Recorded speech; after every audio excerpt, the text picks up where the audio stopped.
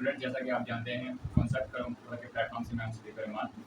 देखिए बेटा, हम लोग केमिस्ट्री फर्स्ट ईयर के टॉपिक से डील कर रहे थे, तो हमारा आज लेक्चर नंबर है 7। आज जो हमारा टॉपिक है बेटा वो हमारे पास क्या है, एवरेज एटॉमिक मास। बेटा एक बात याद रखना, हमारे पास एवरेज एटॉमिक मास का मतलब क्या होता है कि हमारे पास जो आइसोटोप्स होते हैं, जैसा कि आप रिकॉल कर सकते हैं लास्ट लेक्चर में हमने पढ़ा था आइसोटोप। तो आइसोटोप्स का क्या होता है बेटा, हमारे पास डिफरेंट एटॉमिक मास होता है बट एटॉमिक नंबर क्या होता है, सेम होता है। जब एटॉमिक मास डिफरेंट होगा तो हम लोग पीरियोडिक टेबल में आइसोटोप्स को डिफरेंट प्लेस नहीं प्रोवाइड कर सकते। तो कौन से हम लोग एटम को या कौन से आइसोटोप को पीरियोडिक टेबल में प्लेस करेंगे, ये हमारे लिए बहुत ही मुश्किल होता है। तो हम लोग क्या करते हैं बेटा, हम लोग उनका एवरेज एटॉमिक मास ले लेते हैं। वो किस तरह लिया जाता है, आपके पास इसमें फार्मूला दिया गया होगा। देखिए हमारे पास क्या कहता है वो, average atomic mass is the average of atomic masses of different isotope. जो कि डिफरेंट आइसोटोप्स होते हैं ना, उनका जो एटॉमिक मास होता है उनको हम लोग क्या करते हैं बेटा, उनका एवरेज निकाल लेते हैं।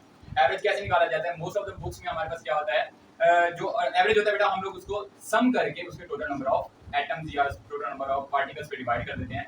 लेकिन इन केमिस्ट्री हम लोग क्या करते हैं बेटा, हमारे पास होता है फॉर एग्जांपल, अब देखिए हमारे पास एक नियॉन के कुछ आइसोटोप्स हैं। नियॉन के 3 आइसोटोप्स होते हैं हमारे पास।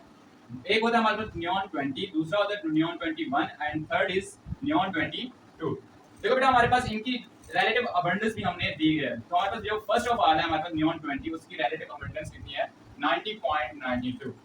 सेकंड वन की है हमारे पास 0.26 और लास्ट वन जो हमारे पास नियॉन 22 होता है उसकी है 8.82। ठीक है बेटा, तो ये हमारे पास क्या है, इनकी रिलेटिव अबंडेंस दी गई है। अब इसका फार्मूला जो होगा वो पहले आप ध्यान से सुन लें बेटा। हमारे पास एवरेज एटॉमिक मास जो होता है इन केमिस्ट्री हम लोग क्या करते हैं, जो भी उसका हमारे पास एटॉमिक मास होगा उसको मल्टीप्लाई करना है हमने उसकी रिलेटिव अबंडेंस से। अब बच्चे कहते हैं सर हमें रिलेटिव अबंडेंस कैसे याद होगी, बेटा एक बात हमेशा याद रखना, वो आपके लिए कभी भी मुश्किल नहीं पैदा करते।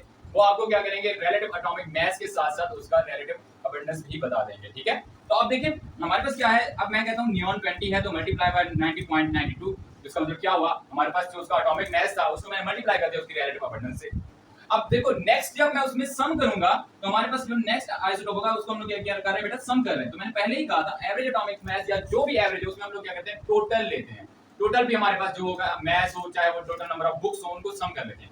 ठीक है, तो हमारे पास ये क्या है, हमने उसका एटॉमिक मास मल्टीप्लाई किया उसके रिलेटिव अबंडेंस से, फिर प्लस लगाया, फिर नेक्स्ट आइसोटोप की हमने एटॉमिक मास और रिलेटिव अबंडेंस को मल्टीप्लाई किया। ठीक है, फर्दर हम लोग क्या करते हैं, फिर हम लोग तीसरा अगर आइसोटोप है तो उसको क्या करेंगे, उसको भी सेम हम लोग क्या करेंगे, उसको उसका एटॉमिक मास लेंगे multiply by there relative abundance. ठीक है, अब देखिए इसको डिवाइड किससे करना है, 100 से। 500 क्वेश्चन ये राइज होता है कि हम लोग 100 से ही क्यों डिवाइड करेंगे। बेटा एक बात हमेशा याद रखना कि हमारे पास जो परसेंटेज होती है वो हमेशा 100 ही होती है। अगर आप इनकी परसेंटेज जो है उनको अगर सम कर लें तो आपके पास टोटल कितनी परसेंटेज बनती है बेटा, एक 100% बनती है। ठीक है, अब बात आती है हमारे पास इनका, जब हम लोग आंसर निकालते हैं तो हमारे पास क्या आता है, 0.18 AMU। बेटा एक बात याद रखना, हमारे पास एवरेज एटॉमिक मास जो आ रहा है हमारे पास वो 20.18 AMU आ रहा है।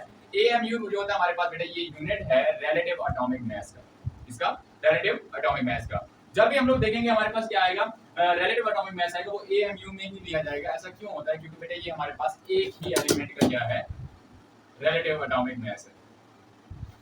अच्छा तो देखिए हमारे पास क्या कहता है बेटा, हमारे पास वो कहता है जो रिलेटिव एटॉमिक मास है उसका जो यूनिट होता है वो क्या होता है, AMU होता है, एटॉमिक मास यूनिट होता है। क्यों AMU होता है बेटा, ये हमारे पास एक एलिमेंट का होता है। यानी कि अगर हम लोग देखें हमारे पास नंबर ऑफ मोल्स या मोल्स की बात करें तो उसमें हमारे पास क्या होता है 6.23 या 6.02 10^23 होते हैं। तो एक बार बेटा बात याद रखना, हमारे पास वो होता है ग्राम में, लेकिन ये क्या है हमारे पास AMU यानी कि एक एटम का मास। अब बात होती है हमारे पास परसेंटेज ऑफ एलिमेंट की। बेटा एक बात याद रखना, हमारे पास क्या होता है डिफरेंट कंपाउंड्स पाए जाते हैं। जैसे कि हमारे पास मैंने आपको एग्जांपल दी हुई है ग्लूकोज की। आपको एक बात पता होनी चाहिए बेटा, हमारे पास ग्लूकोज में कार्बन कितनी अमाउंट है, यानी कि उसकी परसेंटेज कितनी है। अब मैं अगर बात करूं हमारी क्लास की, तो हमारी क्लास में क्या है बेटा, बॉयज भी होते हैं गर्ल्स भी होती हैं। तो अगर मैं कहूं हमारी क्लास की स्ट्रेंथ है 40 और उसमें से 20 जो है बेटा वो क्या है, गर्ल्स हैं और 20 क्या है, बॉयज हैं। अब मुझे ये बताना है कि हमारे पास गर्ल्स की परसेंटेज क्या है और बॉयज की परसेंटेज क्या है। This is called percentage of any element. ठीक है, तो अब देखो मैं क्या कहता हूं, number of grams of any element, जितने हमारे पास नंबर ऑफ ग्राम्स ऑफ किसी भी एलिमेंट के मौजूद हैं किसमें, present in 100 grams of any compound. कि हमारे पास लेट से इसने 100 लिख दिया, वैसे हमारे पास कोई भी हमारे पास कंपाउंड का मास हो सकता है, उसमें कितने परसेंट हमारे पास क्या है, कोई कंपाउंड का मास है। ठीक है, या उसकी नंबर ऑफ ग्राम्स है।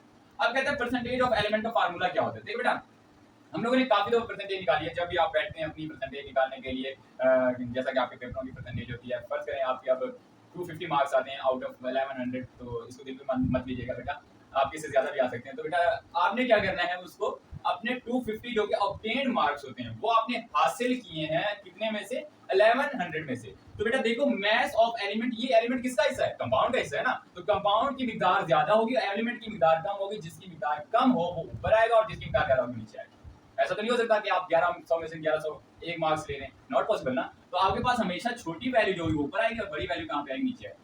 तो mass of element divided by mass of compound multiply by 100, ये होता है परसेंटेज का फार्मूला। ठीक है, जिस तरह का आपका फार्मूला होता है obtain marks divided by total marks multiply by 100, similarly आपने इसका भी वही फार्मूला लगाना है। ठीक है, एग्जांपल बेटा आपकी बुक में एक गिवन है, वो आप लोग लास्ट में सॉल्व करें। ठीक है, वो आपने जब सॉल्व कर ली तो आपको ये क्लियर हो जाएगा टॉपिक। उससे अलावा मैंने एक एग्जांपल दिया आपके पास ग्लूकोज। अब मैंने ग्लूकोज का फार्मूला लिखा C6H12O6। अब बच्चा कहता है सर इसमें हमारे पास कार्बन की परसेंटेज क्या है, तो बेटा हमारे पास जो कार्बन की परसेंटेज फाइंड करनी है वो हमारे पास क्या होता है, percentage of carbon is equal to mass of carbon. वो आपके पास गिवन होगा मास, कि ये आपका मास है कार्बन का, और मास ऑफ ग्लूकोज से आपने उसको डिवाइड करना है कि जो आपके पास ग्लूकोज का मास होगा वो भी गिवन होगा। ठीक है, मल्टीप्लाई बाय 100, ये आपके पास क्या आ जाएगी, परसेंटेज ऑफ कार्बन आ जाएगी। सिमिलरली आप लोग हाइड्रोजन की भी परसेंटेज निकाल सकते हैं। कैसे निकालेंगे, अगर अब वो आपको नहीं आता तो मैं बता देता हूँ। Mass of hydrogen divided by mass of glucose. Oxygen की निकालना चाहते हैं तो आप कोशिश करें खुद से, और अगर आपको ये बात समझ आ गई तो आप ऑक्सीजन का जो परसेंटेज होगी वो कमेंट सेक्शन में हमें लाजमी बताएं। उम्मीद करता हूँ कि आपको ये लेक्चर बहुत पसंद आया होगा। अगर आपको ये लेक्चर बहुत पसंद आया तो लाजमी हमारे प्लेटफॉर्म को सब्सक्राइब करें और इस वीडियो को लाइक करें। शुक्रिया।